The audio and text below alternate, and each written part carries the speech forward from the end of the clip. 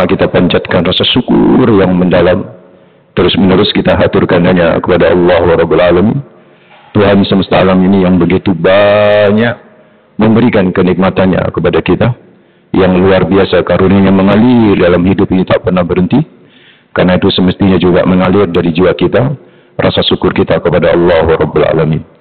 Yang kedua tentu salam dan salawat terus kita persembahkan kepada manusia terbaik, pemilik pribadi yang sempurna, teladan abadi bagi kita, Rasulullah Muhammad sallallahu alaihi wasallam. Semoga salam, salawat yang kita ucapkan diterima sebagai amal soleh dan kelak bisa menjadi syafaat bagi kita di hari akhir. Amin ya rabbal alamin. Ikhwatuddin hafizakumullah, hadirin hadirat bapak-bapak, ibu-ibu, ada yang menarik terkait dengan perintah ayat-ayat puasa. Ayat-ayat puasa itu perintahnya agak berbeda dengan ayat-ayat ibadah yang lainnya. Kalau perintah terkait dengan salat, ayat-ayat itu bertebaran di berbagai surat, Pak. Dari mulai Al-Baqarah, dari mulai Madaniyah sampai surat Makkiyah. Itu ada perintah surat, ada perintah salat. Demikian pula zakat. Itu juga bertebaran di berbagai surat. Haji pun demikian, Bapak-bapak, Ibu-ibu. Bahkan haji ada khusus surat Al-Hajj, surat haji. Tapi juga gitu, ternyata masalah haji tidak hanya dibahas di surat Al-Hajj. Di Al-Baqarah juga dibahas tentang haji. Di Ali Imran juga dibahas tentang haji. Di surat Ibrahim dibahas juga tentang haji. Berbeda dengan puasa ini, khususnya puasa Ramadan atau khususnya puasa wajib yang 30 hari atau sebulan ini, Pak. Ini perintahnya itu berkumpul di cuman satu surat, tidak kemana-mana. Dan itu pun satu klaster, yaitu surat Al-Baqarah 183, 184, 185, 186, 187. 5 ayat. Kumpul dalam satu klaster yang saya maksud, itu berurutan. Dari mulai 183 sampai dengan 187, itu khusus membahas masalah puasa Ramadan. Itu yang pertama, Bapak-bapak. Yang menarik kedua, bisa kita perhatikan, ayat 183 itu bicara puasa. Ya ayyuhalladzina amanu kutiba alaikumusyaum dan seterusnya. 184 juga bicara puasa, Pak. Ayyaman ma'dudat. Faman kana minkum maridan aw ala safarin fa iddatun min ayyamin ukhra dan seterusnya. 185 pun lagi-lagi bicara puasa. Syahrul Ramadan alladzi unzila fihi al-Qur'an. Dan perlu Bapak-bapak, Ibu-ibu ketahui, 183, 184, 185 dari ayat ini itu turun sekaligus.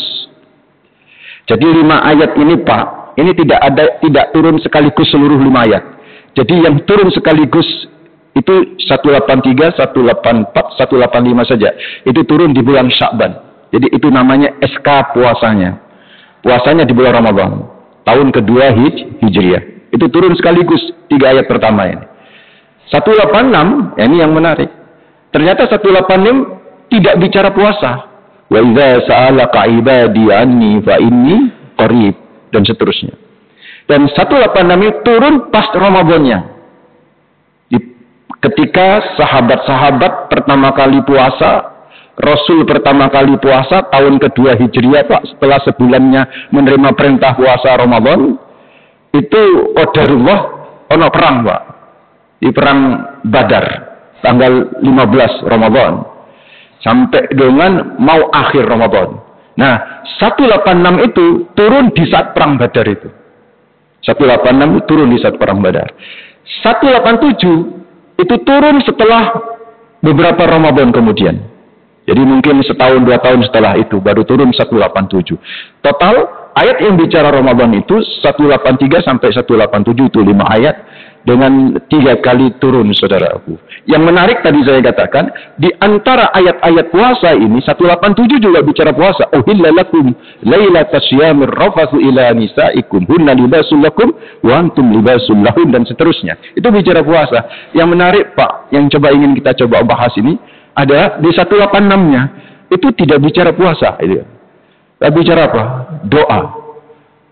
Bicara doa, Pak. Dan itu asbabun nuzulnya tadi itu. Jadi pas waktu di perang Badar, Pak, Jadi di perang Badar itu sudah mengenal Lailatul Qadar.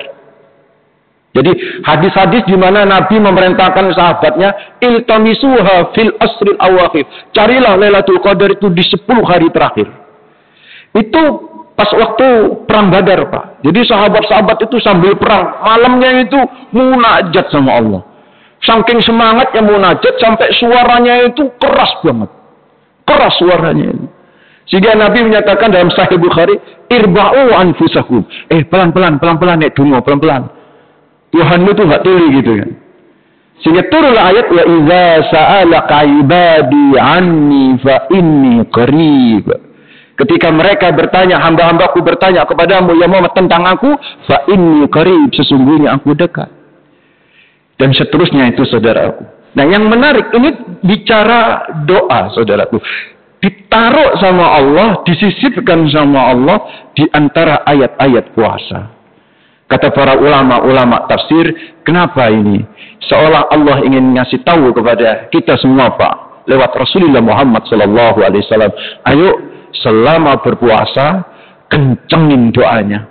Karena inna lis-shaim da'watan la turaddu. Kata Rasulullah Muhammad SAW, bagi orang yang berpuasa, doanya itu nggak akan pernah tertolak, Pak. Itulah Imam An-Nawawi rahimahumullah, itu pernah berkata, yustahabbu lis-sha'im, dianjurkan bagi orang yang berpuasa, hina saumihi, selama dia berpuasa. Selama dia berpuasa, untuk selalu ayyadawa, untuk selalu berdoa kepada Allah Rabbul Alamin. Ini Pak hikmah kenapa Allah meletakkan ayat doa di antara ayat-ayat puasa.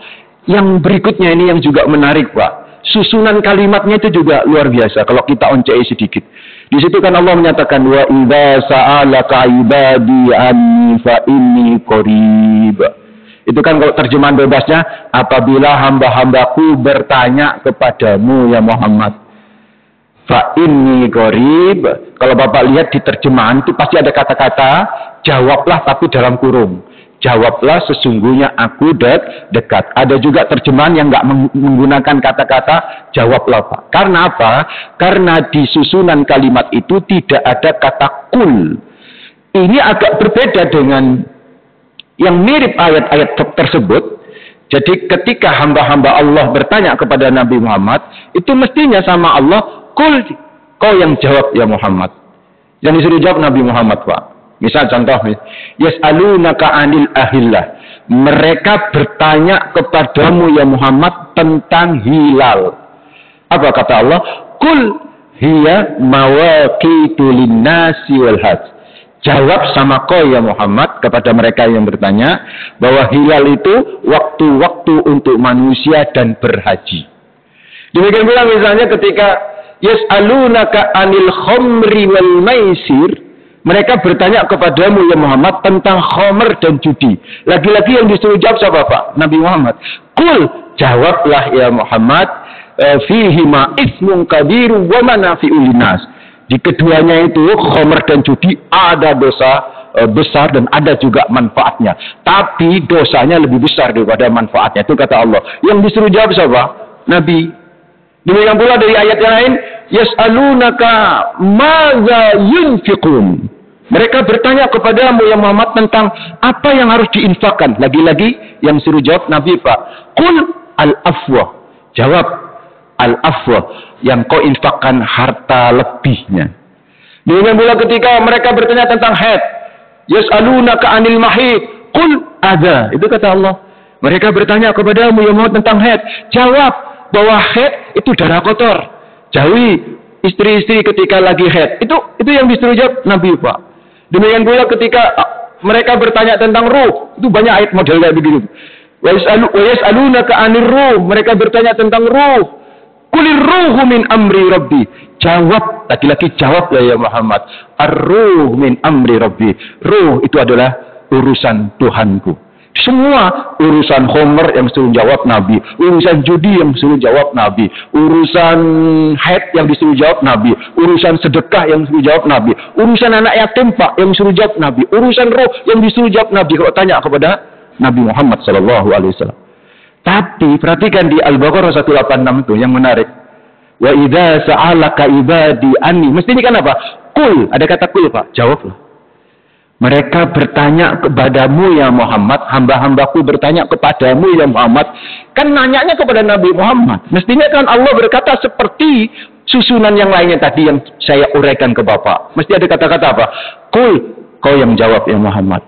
Tapi urusan ini Pak, urusan tentang Allah Pak. Bukan tentang Homer, bukan tentang judi, bukan tentang head, bukan tentang ruh. Tapi tentang Allah. Kalau mereka bertanya tentang aku ya Rasulullah, ya Muhammad, kul, bukan kul, gak ada kata-kata kul di situ. Tapi apa? Langsung. Seolah Allah berkata ini, kalau mereka bertanya kepadamu tentang aku, kamu gak usah jawab ya Muhammad. Begitu tuh maksudnya Pak. Kamu gak usah jawab.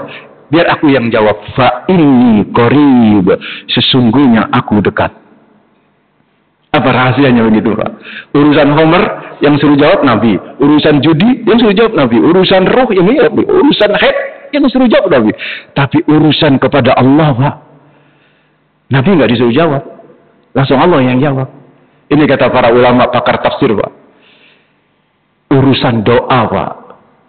Urusan Allah nggak butuh perantara saudara. Bahkan pendosa yang berlumuran dengan dosa sekalipun bisa langsung menengadakan tangan. Ngapunten kan agama sebelah kan mesti lewat rahib.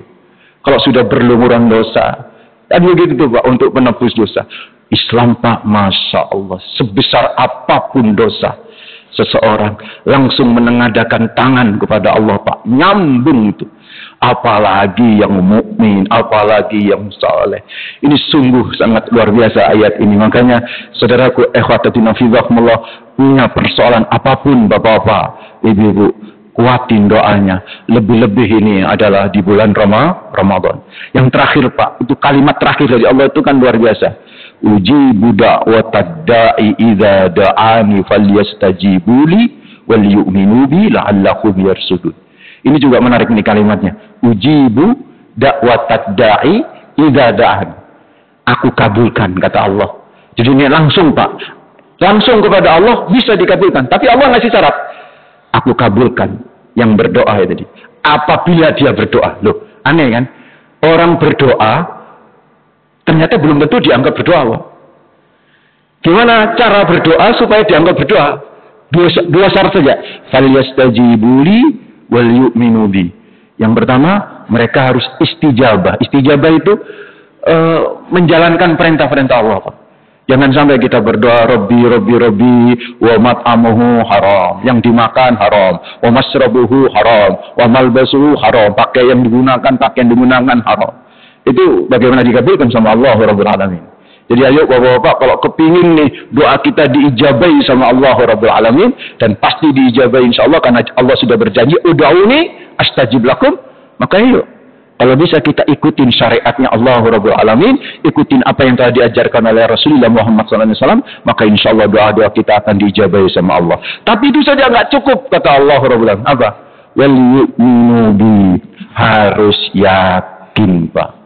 Doa itu harus yakin. Namun bahkan orang-orang kafir Pak, itu dia punya keyakinan tinggi, itu sama Allah diturutin. Karena ada kaidah umum, ana inda dhanni abdi bi, aku mengikuti keyakinan hambaku. Ini penting. Makanya ada kiai, ini sebagai penutup Pak inspiratif, ada kiai yang punya pesantren mahasiswa. Pesantren mahasiswa ini saudaraku ikhwatatina fillah, tiap 2 tahun itu mesti di rolling Pak. Artinya mesti ada yang keluar. Nah, ketika tahun pengeluaran atau istilahnya lulusan mahasiswa ini, kiainya ini ngomong gini, kalian sudah keluar dari pesantren ini dan sebentar lagi kalian lulus, kalian sarjana. Saya titip pesan ya, nanti kalau sudah berkeluarga supaya keluarga sakinah mawaddah rahmah, kebahasan begitu Pak, supaya punya anak-anak yang soleh dan soleha, jangan lupa nek kumpul ambek bojo sing donga, sing semangat, itu untuk bisa menurunkan anak-anak yang soleh dan soleha, sehat, jasmani, rohani. Nah, ngapunten, anak-anak mahasiswa itu kan terkadang sok rasional, Pak. Jadi ada yang berbisik kepada koncone ketika ada tausiah kiai sepuhnya ini. Emang apa hubungannya antara anak sehat, anak soleh, anak pinter dengan doa. Lah wong Einstein iku lho, bapak ibu kedebak-kedebu gak pakai donga, ya jadi orang pinter, orang hebat, orang yang punya pengaruh. Begitu dia nggak yakin dia, Pak. Apa yang terjadi? 5-6 tahun kemudian si mahasiswa ini balik lagi ke pesantren itu. Curcol sama kiai sepuhnya. Tentang apa? Tentang anaknya. Yai, anak saya nakal, Yai. Loh, umur piro anakmu nak? Kata sang kiai. 5 tahun, Yai. Wah, ya biasa, resak mono iku nakal. Itu dia kata kiainya ini. Tapi nakalnya di luar nurul, di luar nalar maksudnya, Pak. Di luar nalar, Yai. Kenapa? Lah iya setiap bulan itu mesti ngerumah sakit kan anak tonggo. Ono sing dijawati watu, ono sing dijungkrakno, ono sing aduh macam-macam kok, Yai. Terus ya ini nyeletuk gini. Konek kumpul bunga ora, jenenge Yai wae. Nek ngomong kan langsung cepat-ceplos ya. Konek kumpul ambek bojomu donga ora. Lho ya donga to Yai, kan itu kan nasihat Yai terakhir. Bener dongamu? Bener. Yakin? Yakin. Padahal dia kan enggak yakin awalnya kan. Dites sampai dia ini, Pak. Ya apa nek donga awakmu? Itu Yai, saya itu kalau kumpul ya doa seperti biasa kan itu Yai yang ngajar. Lah ya kaya apa? Ya saya kalau kumpul ya baca doa Allahumma inni a'udzubika minal khubusi wal khaba'is. Ya ini Pak, lele makan yo belajar awakmu. Iku doa masuk WC kamu buat masuk ke istri. Wis salah enggak yakin, Pak. Apa? Salah enggak yakin. Lho ono wong dulu salah, Pak. Tapi karena yakin, loh Allah tuh milih yakinnya, Pak. Itu sebagian ulama yang Allah milih yakin karena kena kaidah hadis qudsi ana inda zanni abdi bi. Jadi seumpama dia yakin terus gimana itu ya Mas. Terus nah yakin ini penting, Saudara. Yakin kepada siapa? Allah Ar-Razzaq, Allah Al-Qahhar, Allah Ar-Rahman. Kalau kita yakin, Pak, Masya Allah, dikabulkan. Ayo, Pak. Bapak sudah sholat, Bapak sudah puasa kan, Masya Allah. Tinggal satu aja syaratnya supaya doanya itu maknyus. Yakin Pak bahwa Allah akan mengabulkan. Kalau itu terjadi, insya Allah Allah mengijabahi doa-doa kita. Mudah-mudahan Allah selalu mengijabahi doa-doa kita, Pak. Dan mudah-mudahan kita bahagia dengan doa kita. Dan ingat Pak, seandainya nggak terwujud di dunia, doa itu dibuat celengan nanti. Dibuat celengan di akhirat. Jadi ada orang doanya di dunia itu nggak pernah dikabulkan, Pak. Nggak pernah dikabulkan. Di akhir dia bingung, dia mendapatkan posisi yang tinggi banget. Ya Allah, saya kok ada di sini? Ya itu doa-doamu dulu itu. Ditabung, Pak, di saving. Mungkin doa itu di saving atau dikonversi. Itu doa itu, Pak. Jadi kadang-kadang doa itu di saving atau di cash sama Allah. Hati-hati loh ya kalau di cash itu, hati-hati loh, Pak. Justru nek kan di cash, dungo langsung oleh. Kau nang akhirat itu malah gak ada apa-apa itu. Ya, sesekali nggak dikabulkan ya jangan suudzon sama Allah. Mudah-mudahan bermanfaat. Aku lu qali hadza, astaghfirullah li wa lakum. Innahu huwal ghafurur rahim. Assalamualaikum warahmatullahi wabarakatuh.